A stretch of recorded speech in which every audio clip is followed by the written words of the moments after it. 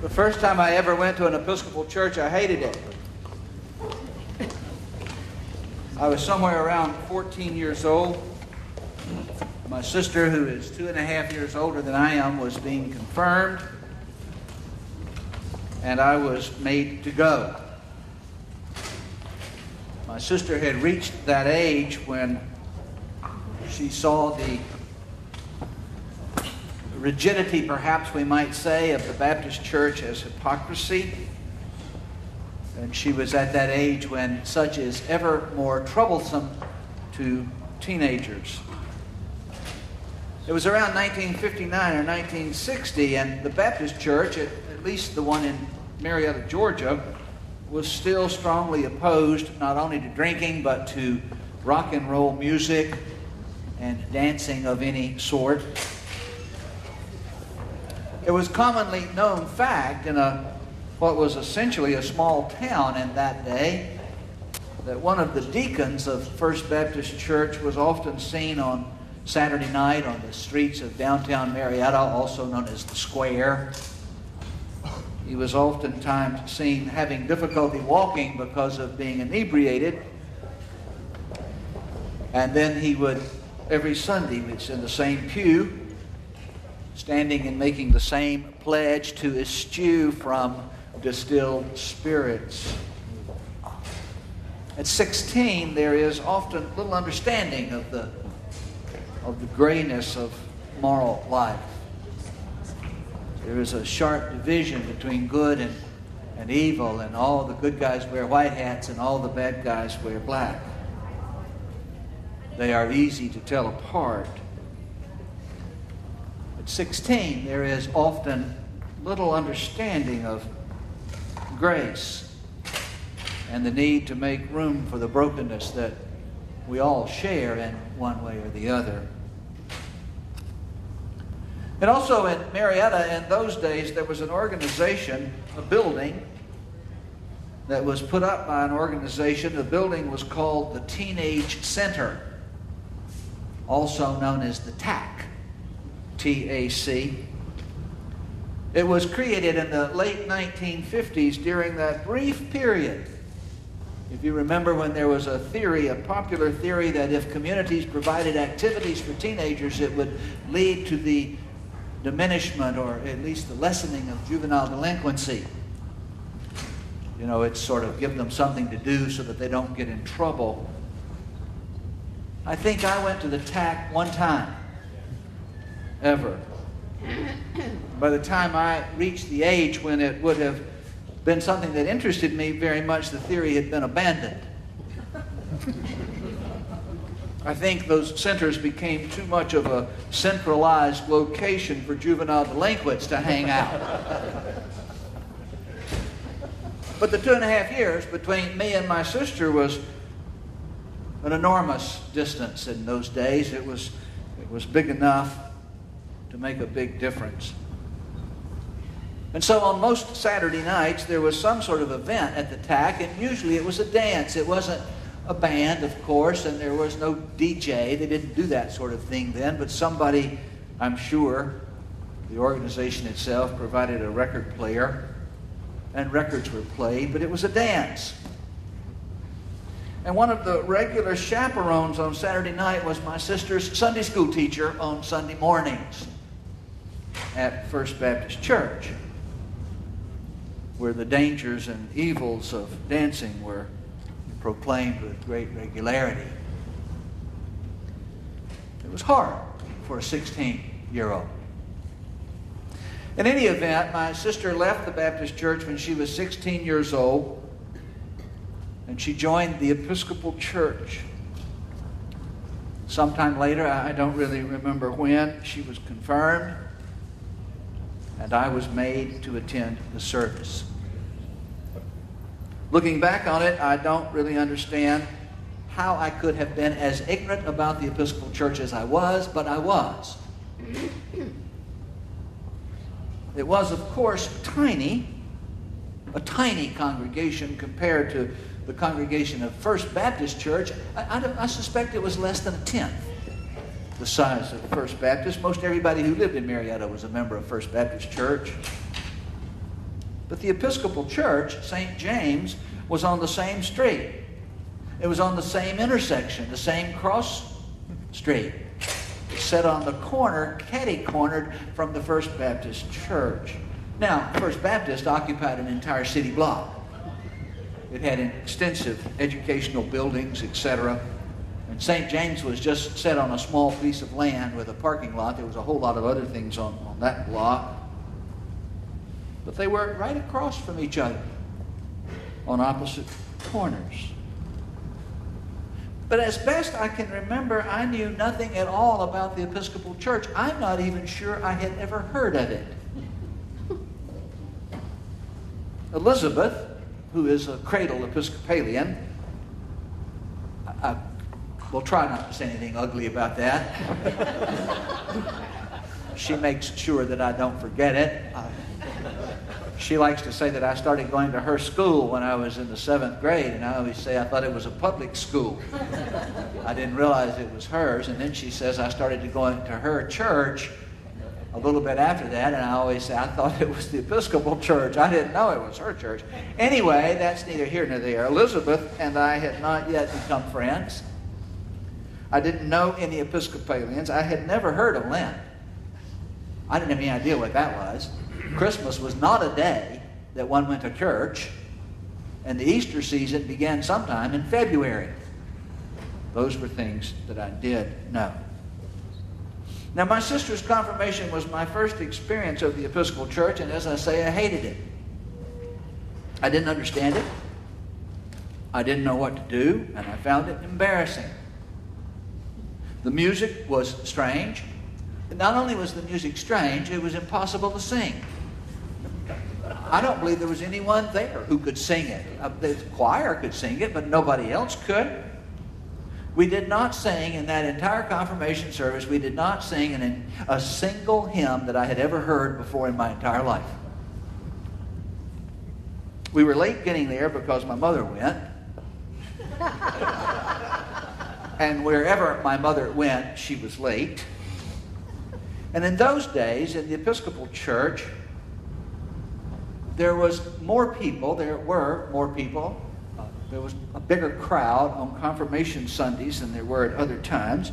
And getting there late and the church being full, what that meant was that we had to sit down front. In fact, I believe that we had to sit on the very front pew, the pew right beneath the pulpit. And St. James was high church. I've been to churches higher since then, but in those days it was high church. We had sanctus bells and wore vestments, and we did a lot of the ritual that gets associated with liturgy. And that was during the day when there was more up and down in the Episcopal Church anyway. We did a lot more kneeling and sitting and standing than we do these days. And I didn't know what I was supposed to do. I didn't know if I was supposed to stand or sit or kneel. And what made it worse was I couldn't figure out who to watch. Because we didn't always do what the choir did, and we didn't always do what the priest did or the bishop who was there. We didn't always do what the acolytes did. There was some magical formula that you had to know so that you would know what to do. And I couldn't see anybody else. They were all behind me. And so by the time I would get the sense that everybody behind me was standing and I was kneeling, and I would quickly stand up and I'd look around and they were all sitting. And I stayed the entire service a half step behind.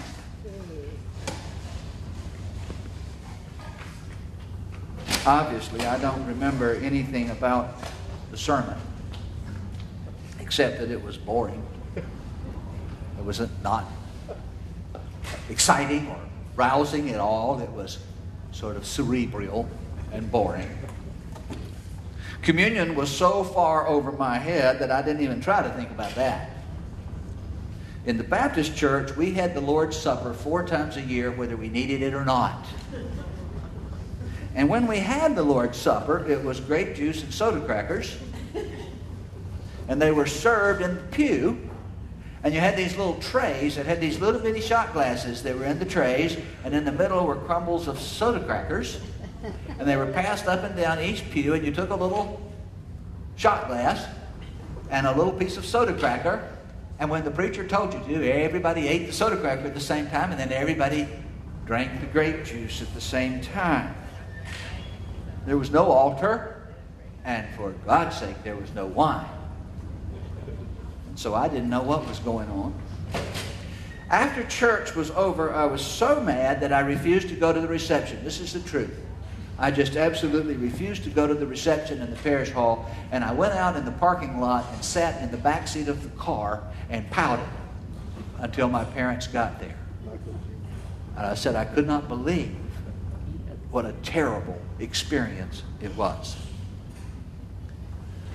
And the next Sunday, I went back to the Episcopal Church, and I have been there ever since. Other than the occasional wedding or funeral, I have never been back to the Baptist church since then. And I really don't know why. I really don't know why I went back to the Episcopal church. My parents certainly didn't. They didn't encourage me to go to the Episcopal church. My parents didn't go to church anywhere. But I did go back. I can only say that the liturgy converted me, and that I could not leave it alone, that I was drawn back to it. It touched me in some way that was deep, mystical, and beyond my understanding. I'm not sure I understand it a whole lot better today. But I went back. As an aside, by the way, to that story, a year later, about a year later, maybe 18 months later, when I was confirmed, my parents were confirmed with me. I think they found it strange and a bit disturbing that their children, both of their children, were so interested in religion. My mother worried about it especially. But they figured if it was that important to us, if we were both going to become Episcopalians, then they might as well join us so they could keep an eye on it. I don't think it made much difference to them. I don't know that they ever really understood the Episcopal Church. Later in life, some years after I graduated from seminary, they became quite regular in attending the church, the Episcopal Church. My mother even worked in the church office after she retired. But at the time when we were confirmed, they didn't actually go to church. And I'm not sure they saw much difference between the Baptist church and the Episcopal church. They would just as soon not go to the Episcopal church as not go to the Baptist church. They didn't really care which church they didn't go to.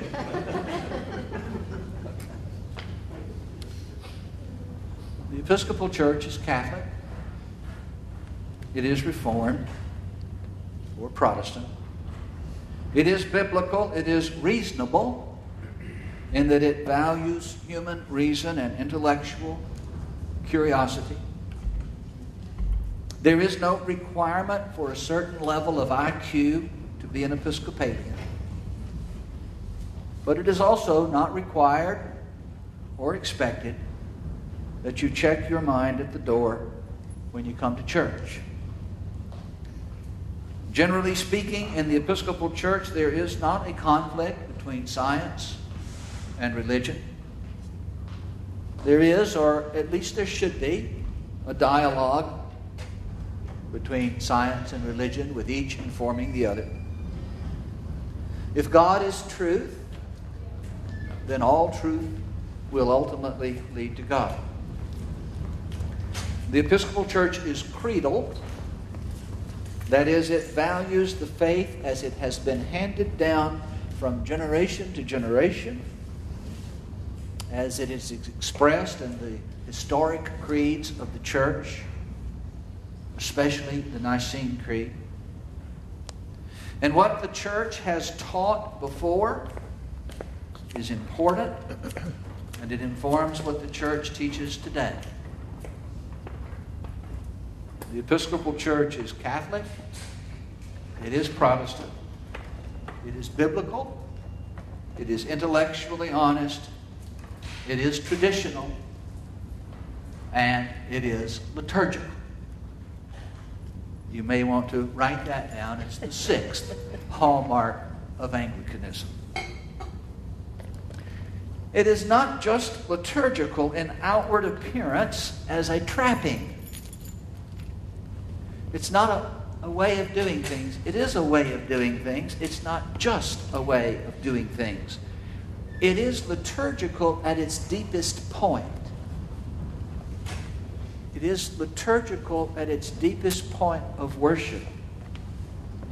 It is essentially liturgical. It could not be liturgical and still be Anglican. The Baptist Church is a non-liturgical church. I don't mean that as criticism. I truly do not mean it as criticism. I talk a lot about the Baptist Church. I do that because it is a point of reference for me. It is a point of contrast. It is for many of us. Many of us have history in the Baptist Church. I actually have a great deal of respect for the Baptist Church. But it's different. It's very different from the Episcopal Church. You could say the same thing about a lot of Protestant churches. They're non-liturgical. The Baptist Church is non-liturgical. Now that is about more than a form of worship. There was certainly a form of worship in the church I grew up in the Baptist church of my youth. I suspect that form is still pretty much the same today. There was a hymn at the beginning, followed by a prayer, a long prayer, that was usually called the pastoral prayer. That was the title of it.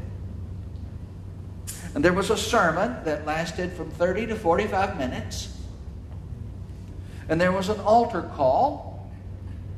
In my particular Baptist church, the choir always sang the same thing at the altar call.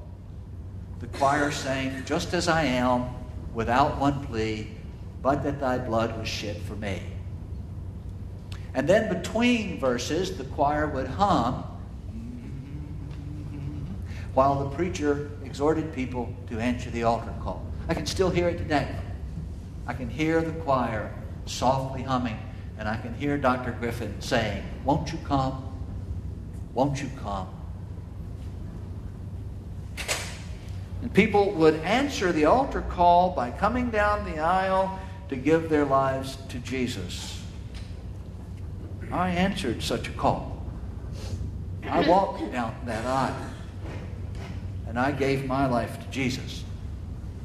And I still see it as a profoundly spiritual moment in my life, even though I would never want to claim that I had the least notion of what I was doing. I just knew it was holy. You could respond to altar calls more than once, by the way. You could actually answer the altar call every Sunday. Some people did a lot. It would be sort of like what we would call reaffirmation of faith. It was also the way you joined the Baptist church. It was the initial step that led to baptism. It was known officially as a profession of faith. And when you went down the aisle and answered the altar call, there would be someone there who would pray with you. In a small Baptist church, it would be a pastor. In a large Baptist church where you might have 50 people answer the altar call, there would be a lot of people standing along the steps to pray with people answering the call. And if it was your first time, if you were joining the church, if you were making a profession of faith, your name and other information would be taken so that it could be followed up about baptism. And after the altar call, in my Baptist church, this was not true of all Baptist churches, but in my Baptist church, there was a congregational recitation of a commitment to a sanctified life, including a pledge not to drink alcohol every Sunday. The form, the words, were pasted on the inside of the hymnal. They didn't have a prayer book, so they just used a hymnal. They put the pledge on the inside of the hymnal, and there was, at that point, you recited that pledge. And then there was a final hymn and the closing prayer, and the closing prayer was called the benediction. Now, there was a form to that, and it was the same form every Sunday. It was printed on a service leaflet. Ushers stood at the door, and they handed those service leaflets out when you came in the door. You knew what was going to happen. You could depend on it. But it wasn't liturgical. Not in the sense that I mean it as something essential to the nature of the Episcopal Church. We have always believed that something happens in liturgy. The focal point of liturgy is sacrament. The outward and visible sign of an inward and spiritual grace. God is doing something in our lives. And what God is doing is signed and sealed. It is brought into awareness through liturgy. The Eucharist is a drama of redemption. It is a drama in which the story of God's sacrificial love in the passion of Jesus of Nazareth, crucified and raised from the dead, is recalled. It is brought forward. It is remembered. Something happens. And the point or the purpose of Passover in a Jewish household is to remember the deliverance from slavery in Egypt. Deliverance by God's hand. The recitation that is done at the Passover, at a Seder, begins in the third person. Wandering Aramean was my father, and he sojourned in Egypt. And quickly it shifts to the first person as it begins to describe this oppression and the slavery.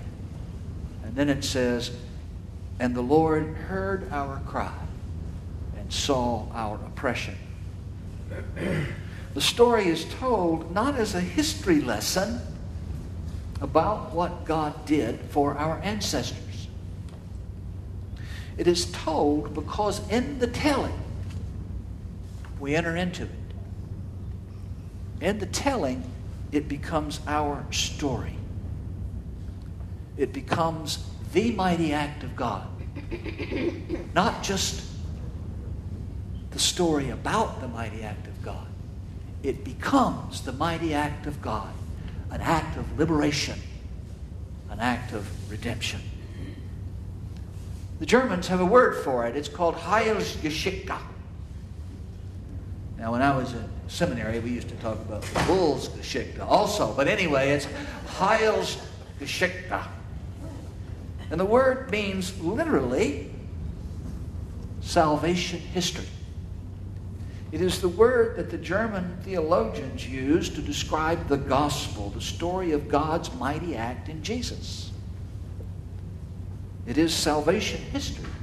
But it is more than the story about what God did in Jesus 2,000 years ago. It's something more than the historical account of Jesus. It is the story that saves in the telling.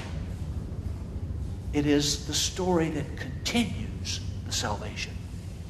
So it's not just the story about salvation, it is the story of salvation. It is the story that saves. The story itself is redemptive. Now at the Last Supper, when Jesus took bread and gave it to his disciples and said, "This is my body, do this in remembrance of me." And then he took the cup and he blessed the cup and he gave the cup to his disciples and he said, "This is my blood, do this in remembrance of me." In the Greek, he uses a word for remembrance, the word is nemesis. It's one of those Greek words that begins with an M. In Greek, you make a word mean the opposite by putting an A in front of it. You know, the opposite of moral is amoral. The opposite of symmetrical is asymmetrical. Well, the opposite of nemesis is amnesia. The opposite of remembering is forgetting. Do this in remembrance of me. But it's a bit of a unique word in Greek. It carries with it a nuance, an implication of something more than remembering in the sense of acquiring historical knowledge. It might be better translated recall. Do this to recall me.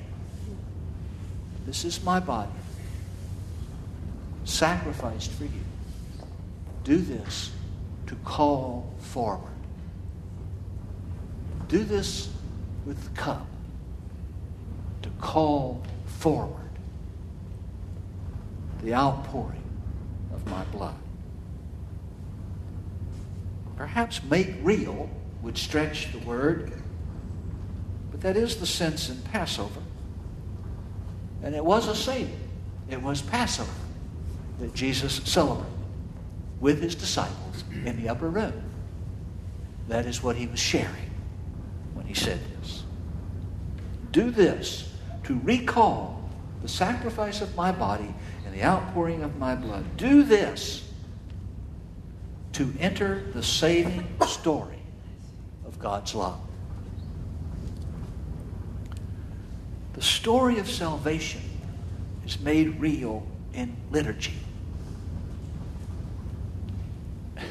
And we may not feel it. We may not enter into it, but that's not the liturgy's fault. That's our fault. Sometimes the magic works, and sometimes it doesn't. Now, it makes the story real, not in the sense that we create it, not in the sense that we control it, but in the sense that it becomes manifest. It becomes tangible. Now, the main purpose of worship in the Baptist church, at least the Baptist church where I grew up, the main purpose in worship is to learn about God in a way that inspires one's heart. First, to conversion, and then to a holy life. There's nothing wrong with that. Sunday school was important in the Baptist church. And where I went to the Baptist church, there was something that looked like a hymn board that set up in the front, and every Sunday it reported attendance from last Sunday morning, last Sunday evening, and last Wednesday night. Because Wednesday night you had a Bible study service that looked exactly like Sunday morning services, by the way. Had the exact same form. Prayer meeting. And it had Sunday school attendance. And almost every Sunday, except perhaps Easter Day, every Sunday there were more people in Sunday school in the Baptist church than there were in church. The learning was the important thing. Knowing right from wrong, understanding what God wanted you to do with your life, those were the main objectives. And so the primary focus of worship was the sermon, which was very much like a teaching. The sermon was almost always an exposition of Scripture, what it meant, what that meant about how you were to live your life. And anytime there was worship, there was a message. If you didn't have a message, there wasn't any worship. We would even ask, it was a common question when I was a chaplain in the Army, because the expectation of everybody in the South is that religion is Baptist. And we were going to have a service and people would say, are you bringing the message? Because without the message, there's no church. Even at a prayer, even when a prayer was offered at the beginning of a meeting, it was an opportunity for teaching. And so the prayer itself became a message. Lord, we know that you call us to love our enemies. Lord, it was your Son who said in his last dying breath on the cross, Father, forgive them, for they know not what they do. You have told us that how we treat the least of our brothers and sisters is how we treat you. As if God didn't know all those things. But it's a teaching. There's nothing wrong with it. And so, this comes as a big surprise to people, but in the Episcopal Church, there was essentially no Sunday school before the middle of the 1950s. I could take you to some small, rural, southern churches that still don't have Sunday school. It was not considered to be important. Even today, Sunday school is often perceived as an enterprise directed to children. There are still Episcopal churches where children go to Sunday school during church and adults don't go at all. I'm not saying that's a good thing. It's not. I believe that Christian formation and education is an essential part to a full life. I really do. I think it's an essential part to having any kind of relevance of our faith to the places where we actually live. And I am glad that the Episcopal Church started taking Christian formation seriously. But it does point to a difference in focus. Now here's the hard part. The purpose of liturgy is not educational in the sense of having a primary purpose of teaching us something about God. Liturgy is experiential in the sense of being drawn into the presence of God, drawn into the drama of redemption. The possibility, like I say, it doesn't always work. But the possibility of liturgy is that we're healed, that we're drawn into the saving act of God. Now, the purpose of a theatrical play is not to teach, but to experience. The play may explore various social themes. The play may explore issues of great consequence, great moral consequence. And depending on its bite, it may be controversial or it may be trivial. And often the play does indeed make you think, you ponder, you mull. But all of that action is through experience, not education. And it only works when you allow yourself to be drawn into the play. Theater people call it the suspension of disbelief, when you enter into the reality. The purpose of Arthur Miller's play, The Crucible, was not to teach people about witch hunts in Salem, Massachusetts. It just wasn't. You could go see it on that level and you could learn some things about it. But the purpose of that play was to draw the viewer into the experience, to recall, bring forward the story so that the viewer would experience the horror and the fear of bigotry and hatred. And does it work? Yeah. That's why they still do it. Because it pulls you into it. And Arthur Miller wrote that play in response to McCarthyism and the witch hunt for communists. But it still speaks to the same thing, doesn't it? But it does so by drawing you into the experience. So it is with liturgy. The Protestant culture, there's great similarity, Baptists, others. The religious culture of that Protestantism is the prevalent, dominant culture of our time, even today, especially in the South. And so many people come to a liturgical church, like the Episcopal Church, with an almost subconscious expectation that what we do is like what they do. That what we do is the same. It's just what Christian churches do. And so the liturgy is strange. Not only strange, it's weird. It's pretentious, perhaps. Maybe even superstitious. And they find it difficult to understand. Don't know what it means. Why do we do that? Why do we do this? What does that mean? And they come naturally enough looking for a lesson, even anticipating what that lesson will be. They come looking to be inspired.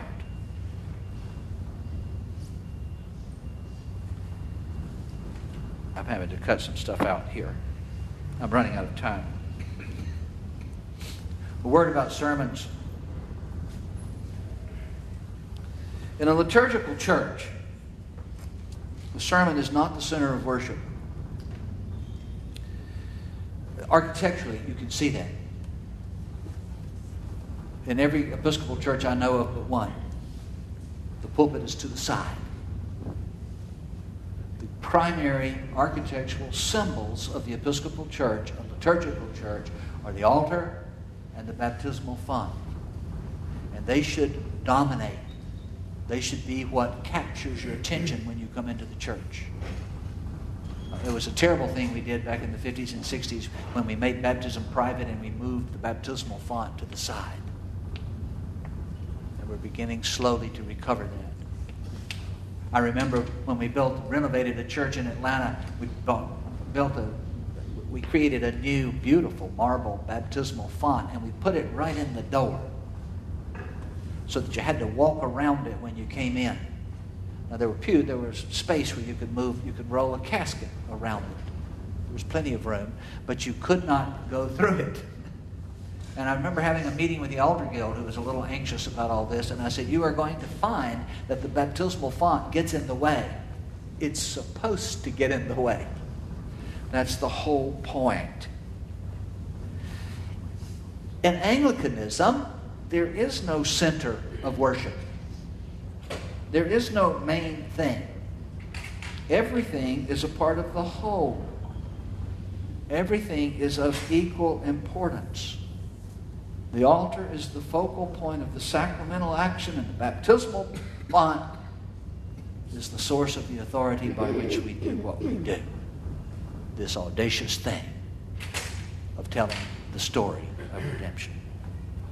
The pulpit is off to one side, which is not to say that the sermon is not important. The sermon is very important, and it is not to be an excuse for poor preaching. There is no excuse for poor preaching. It is difficult, maybe even impossible, to listen to a sermon and not evaluate it. Was it good? Did it engage me? Was it funny? Did it move me? Did it inspire me? I guess that's unavoidable. It's understandable. The problem is there aren't really very many good preachers in the church. Not in the sense of a performer.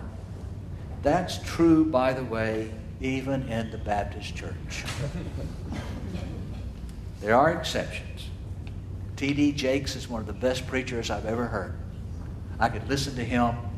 He's outrageous, but he's good. He's as Protestant as they come, but he's a wonderful preacher. Most of us are mediocre. There are some standouts. There are some that are really, really, really, really bad. Most are somewhere in the middle. You might try listening to the sermon in a participatory way rather than a consumer way. What is here for me? What saving word is here for me? What about this speaks of redemption for me? And try to set aside the things that distract you. I know that's not easy, but try. The purpose of the sermon is really not to entertain, though it may be entertaining. It isn't to edify, though you may learn something. The purpose is to open the heart of the hearer so that the story of God's saving act in Jesus can be heard experientially. Now, to use a real Protestant word, the purpose of the sermon is conversion. But it's the purpose of the whole thing, from organ prelude to organ postlude. There's no moment that's more holy or more important than any other moment. That's the whole point of liturgy. The purpose is to connect the heart.